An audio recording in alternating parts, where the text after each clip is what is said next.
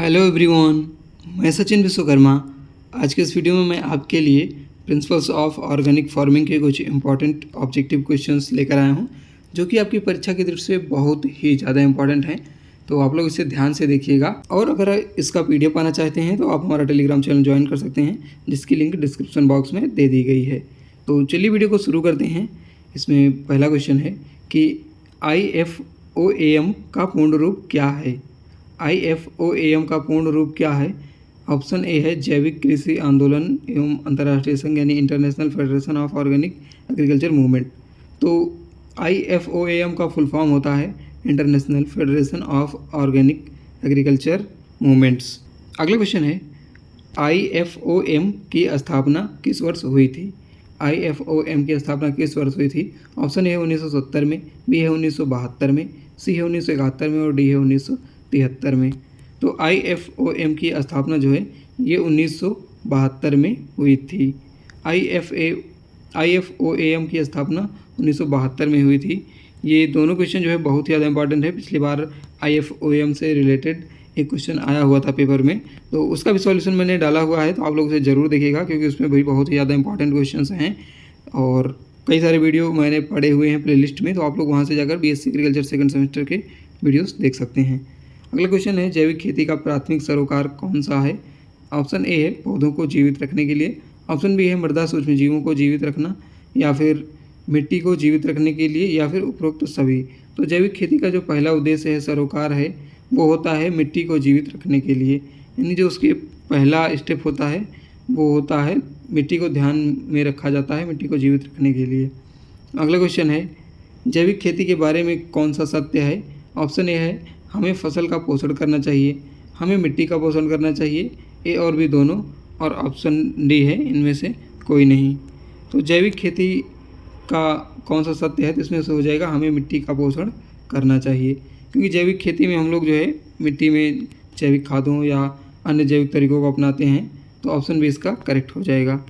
अगला क्वेश्चन है जैविक खेती में किस प्रकार के खनिजों की अनुमति है, यानी जैविक खेती में किस प्रकार के खनिजों की अनुमति है। ऑप्शन ए है आसानी से घुलनशील खनिज, ऑप्शन बी है अघुलनशील खनिज, ऑप्शन सी है ए बी दोनों, और ऑप्शन डी है इनमें से कोई भी नहीं। तो जैविक खेती में किस प्रकार के खनिजों की अनुमति है, तो अघुलनशील खनिजों की अनुमति है। अघुलनशील खनिजों की अनुमति है जैविक खेती में। अगला क्वेश्चन है जैविक खेती के प्रति सामान्य दृष्टिकोण क्या है। ऑप्शन ए है यह लक्ष्य है, ऑप्शन बी है यह गंतव्य है, यानी यह एक गंतव्य है, ऑप्शन सी है यह एक सतत प्रक्रिया है, और ऑप्शन डी है ऊपर के सभी। तो जैविक खेती के प्रति सामान्य दृष्टिकोण होता है कि यह एक सतत प्रक्रिया है, लगातार चलने वाली प्रक्रिया है। अगला क्वेश्चन है जैविक खेती प्रकृति से जो हम लेते हैं उसे वापस देने का मामला है, यह कहावत है, यानी किस वैज्ञानिक ने इसे कहा था। तो ऑप्शन ए है फंटिलॉनन, ऑप्शन बी है IFOAM, और ऑप्शन बी है FAO, और ऑप्शन डी है इनमें से कोई नहीं। तो जैविक खेती एक प्रकृति से हम लोग जो लेते हैं उसे वापस देने का मामला है, ये कहा था फंटिलॉनन ने। अगला क्वेश्चन जैविक खेती का उद्देश्य क्या है। पर्याप्त मात्रा में पोषण युक्त भोजन का उत्पादन, ऑप्शन बी है मिट्टी की उर्वरता को लंबे समय तक बढ़ाने के लिए, ऑप्शन सी है परागण के संभावित स्रोत से बचने के लिए, और ऑप्शन डी है उपरोक्त सभी। तो जैविक खेती का उद्देश्य जो है ये सभी हो जाएंगे, ABC, ऑप्शन डी करेक्ट होगा, ऊपर के सभी। तो वीडियो अच्छा लग रहा हो तो वीडियो को लाइक करिएगा, और चैनल पर नए हैं तो चैनल को सब्सक्राइब करना मत भूलिएगा, क्योंकि हम आपको ऐसी एग्रीकल्चर से रिलेटेड वीडियो प्रोवाइड कराते हैं। अगला क्वेश्चन है जैविक खेती की क्या आवश्यकता है। ऑप्शन ए है संसाधनों का किफ़ायती उपयोग, ऑप्शन बी है संसाधनों का कोई उपयोग नहीं, ऑप्शन सी है संसाधनों का सतत उपयोग, और ऑप्शन डी है ऊपर के सभी। तो जैविक खेती की आवश्यकता है संसाधनों का सतत उपयोग। जैविक खेती में हम लोग जो है अपने संसाधनों को लगातार प्रयोग करते हैं। अगला क्वेश्चन है आप जैविक खेती में अकार्बनिक उर्वरकों का उपयोग कैसे करेंगे। एक पूरक घटक के रूप में, यानी दोनों बार लिखा है। अगला है विकल्प के रूप में, और अगला है इनमें से कोई भी नहीं। तो जैविक खेती का प्रयोग हम लोग एक पूरक घटक के रूप में करेंगे या करते हैं। अगला क्वेश्चन है कौन सा जैविक खेती का घटक नहीं है। ऑप्शन ए गैर रासायनिक खरपतवार नियंत्रण उपाय, ऑप्शन बी है जैविक कीट प्रबंधन, ऑप्शन सी है खेतों में की खाद, और अगला है सिंथेटिक कीटनाशक। तो इसमें से सिंथेटिक कीटनाशक जो होता है ये ऑर्गेनिक फार्मिंग या जैविक खेती का उद्देश्य नहीं है। अगला क्वेश्चन है एक सूक्ष्मजीव कीटनाशक है? बैसिलस थुरिनजेनेसिस, ट्राइकोग्रामा, ए और बी दोनों, इनमें से कोई भी नहीं। तो बैसिलस थुरिनजेनेसिस जो है ये एक सूक्ष्मजीवी कीटनाशक है। ट्राइकोग्रामा का प्रयोग किया जाता है मृदा उपचार करने में। अगला क्वेश्चन है, आप पोषक तत्वों की हानि को कैसे सीमित करेंगे? आप पोषक तत्व की हानि को कैसे सीमित करेंगे? कचरे का उचित पुनर्चक्रण या पोषक तत्वों की रिहाई और ग्रहण का सिंक्रनाइज करना। ऑप्शन सी है जैविक कचरे का उचित प्रबंधन। ऑप्शन डी ऊपर के सभी। तो इन सभी के द्वारा जो है हम लोग पोषक तत्वों की हानि को सीमित कर सकते हैं। अगला क्वेश्चन है, कौन सी भारी जैविक खाद है?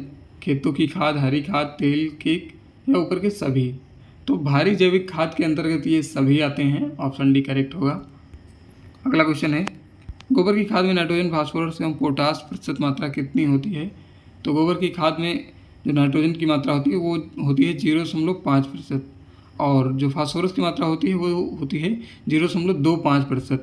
और अगला है पोटास की मात्रा होती है 0.3%, लेकिन यहाँ पर 0.5% होगा।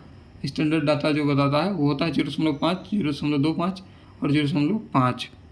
अगला क्वेश्चन है, गाय के गोबर मूत्र कृषि अपशिष्ट कितने दिनों बाद फार्म यार्ड खाद के रूप में उपयोग के लिए तैयार हो जाते हैं? 30 से 50, 50 से 90, 90 से 120, 120 से 150। तो गाय की गोबर मूत्र और कृषि अपशिष्ट से जो हम लोग फार्म यार्ड खाद बनाते हैं, FIM बनाते हैं, और उसको तैयार होने में 90 से 120 दिन लगता है। अगला क्वेश्चन है, कंपोस्टिंग किस प्रकार की प्रक्रिया है? कंपोस्टिंग किस प्रकार की प्रक्रिया है? स्वचालित रूप से गर्म करने वाला, एरोबिक जैविक, और अगला है थर्मोफिलिक, और अगला है ऊपर के सभी। तो कंपोस्टिंग एक किस प्रकार की प्रक्रिया है? तो ये हो जाएगी स्वचालित रूप से गर्म करने वाला, एरोबिक जैविक, थर्मोफिलिक। ऑप्शन डी करेक्ट होगा, ऊपर के सभी। अगला क्वेश्चन है, सेसबानिया एक्यूलेट कौन सी हरी खाद की फसल है? सेसबानिया एक्यूलेट कौन से हरी खाद की फसल है? सेसबानिया ढैंचा, नदी भाग या पश्चिमी भारतीय मटर? तो सेसबानिया एक्यूलेंट जो है ये ढैंचा मतलब हरी खाद की फसल है। अगला क्वेश्चन है, हरी खाद की फसल के बारे में कौन सा सत्य है?